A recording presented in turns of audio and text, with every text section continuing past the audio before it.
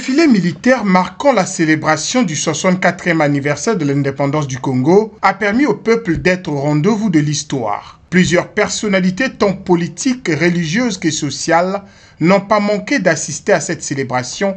Parmi celles-ci, les membres du christianisme prophétique en Afrique, église laïciste conduite par son éminence Joseph Tshiyoko, représentant légal de cette confession religieuse. J'ai eu l'honneur d'être invité à cette grande festivité. C'est pour marquer la présence de l'église au sein du peuple.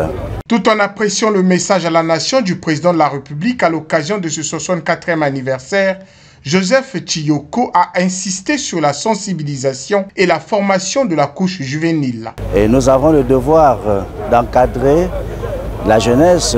Alors là, je me réfère au discours du chef de l'État d'hier, d'encadrer la jeunesse qui est l'avenir de notre pays, afin que nous puissions montrer le chemin dans la paix, l'amour et cultiver la bonne relation entre l'homme de Dieu et l'État.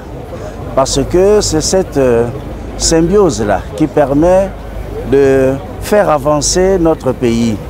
Et nous avons le devoir, d'ailleurs, de faire en sorte que nous ne puissions pas créer des troubles, mais que la paix règne à travers les enseignements que nous avons reçus de Christ et qui sont pour nous un chemin, un canevas pour que nous marchions la main dans la main, sans aucune distinction dans ce pays que nous aimons tous et qui nous est cher.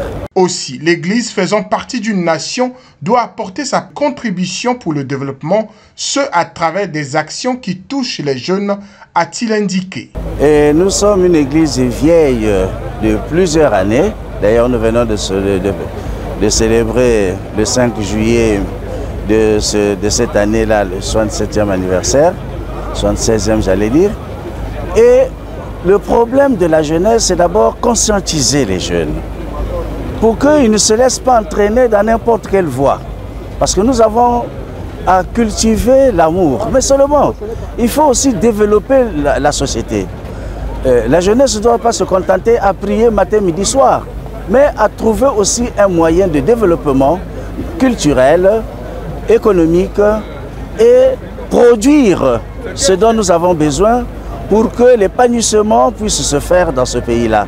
Et de notre côté, nous avons assez de projets et nous attendons d'ailleurs de les concrétiser selon ce que nous allons recevoir dans l'organisation que nous sommes en train de créer et enfin mettre en place une certaine, un canevas pour que les jeunes puissent demeurer des acteurs de la vie congolaise.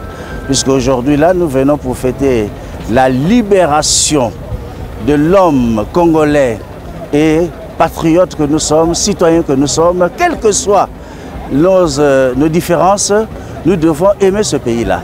Et ce pays a besoin des hommes qui l'aiment et qui le cultivent. La célébration de l'indépendance devrait être un moment de partage, du vivre ensemble, de la cohésion et de l'expression patriotique, a conclu le représentant légal du christianisme prophétique en Afrique, l'Église laïciste.